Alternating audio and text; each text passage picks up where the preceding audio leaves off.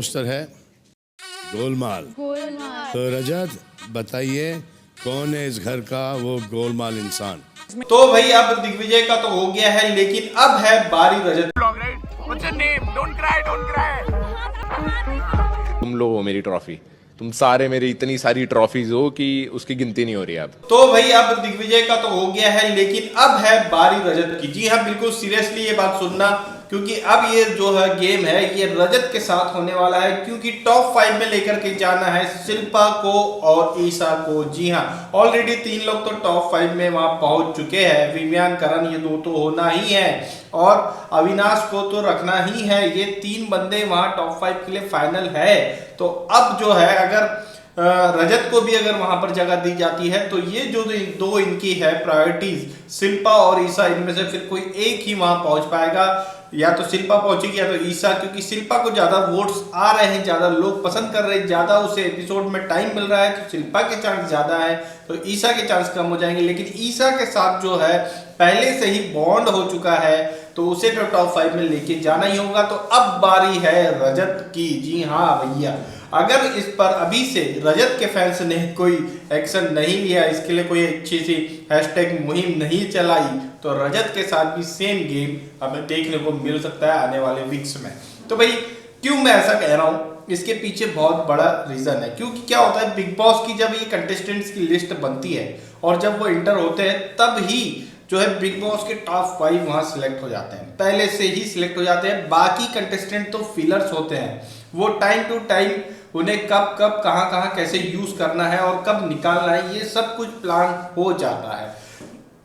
इस बार की जैसे कि मैं बता रहा हूं कि ऑलरेडी जैसे ईशा जैसी कंटेस्टेंट है, इसे लास्ट मोमेंट पर अप्रोच किया गया था, क्योंकि काफी सारे बड़े बड़े नाम जो कि हमें पहले सुनने में मिले थे स्टार्ट होने के पहले, इसका बिग बॉस 18 की लॉन्चिंग के पहले ही नाम सुनने में आ गए थे। निया शर्मा सबसे बड़ा नाम एक सुनने में आया था, एक नायरा बनर्जी तो अंदर आई थी, और एक और डोभाल जो कि बहुत बड़ा टीवी सेलिब्रिटीज में बहुत बड़ा नाम है, टीवी इंडस्ट्री में बड़ा नाम है, वो भी नाम सुनने में आया था। लेकिन ये दोनों ने लास्ट मोमेंट पर डिनाई कर दिया था, अपने आप को इस चीज से बाहर निकाल लिया था। नायरा बनर्जी का तो इवन जो है लाफ्टर सेफ चैलेंज के जो शो, लाफ्टर सेफ का जो शो है, उसके एपिसोड में अनाउंसमेंट भी हो गया था भैया कि ये बिग बॉस में जा रही है।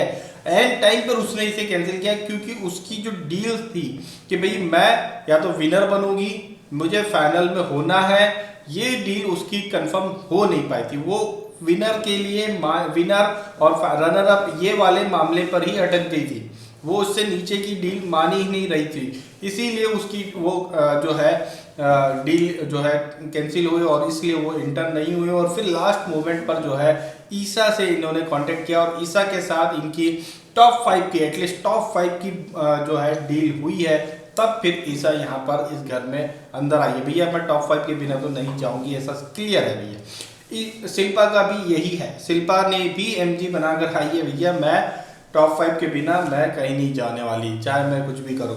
विवियान, इनका भी पक्का है कि भैया तुम फाइनलिस्ट हो, फिनाले में ही जाओगे। तो इसीलिए जैसे ईशा को देख लो, ईशा कोई एफर्ट नहीं करती, कुछ एक्स्ट्रा करने की कोशिश नहीं करती है।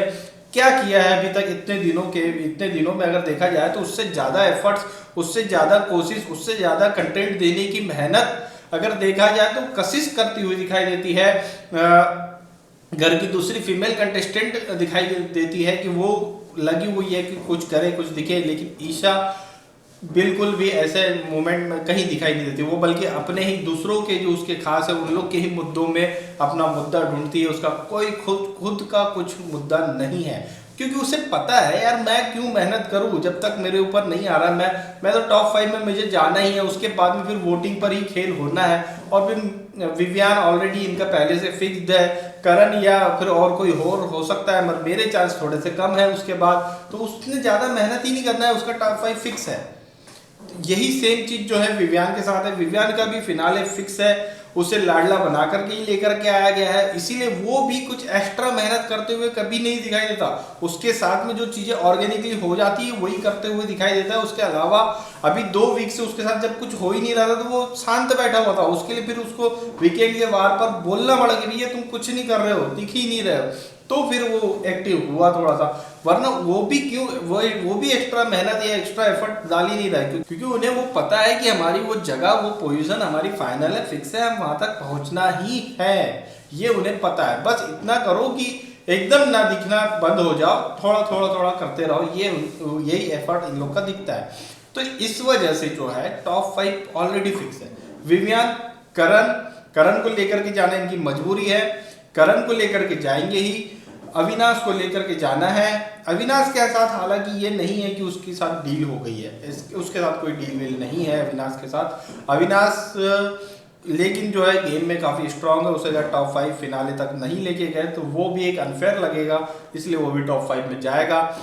शिल्पा, इसके साथ डील है, ऑलरेडी डील है, ये टॉप 5 के बिना मान करके आई ही नहीं है, तो ये भी टॉप 5 में जाएगी। और ऑलरेडी अगर देखा जाए तो ये पूरे आज तक के एपिसोड्स जो है ना वीकेंड के वार के शिल्पा के अकॉर्डिंग आसपास ही घूमते हुए दिखाई दिए। शिल्पा कोई भी वीकेंड का वार एपिसोड उठा के देख लो, 1 घंटे 1.5 घंटे का वीकेंड का वार एपिसोड होता है, उसमें 20 से 25 मिनट मैक्सिमम टाइम जो कंटेस्टेंट लेता है वो है शिल्पा शिरोडकर। तो वो शिल्पा शिरोडकर ऑलरेडी जो है वैसे भी बहुत दिखाई दे रही है, भले ही उसे थोड़ा सा यहाँ पे डम या इस टाइप से दिखाया जाता है, लेकिन वो है नहीं, उसके गेम को भी बहुत लोग ऐसा है जो पसंद भी करते हुए दिखाई दे रहे हैं। और वो जिस तरह से खेल रही है विवियान, करण और इनके बीच में, उसकी अच्छी खासी बनी हुई है, उसे वोट्स भी भर भर कर आ रहे हैं, तो वो डील भी करी हुई है और ये भी उसके पास सपोर्ट है, तो उसका टॉप 5 तो ऑलरेडी पक्का है।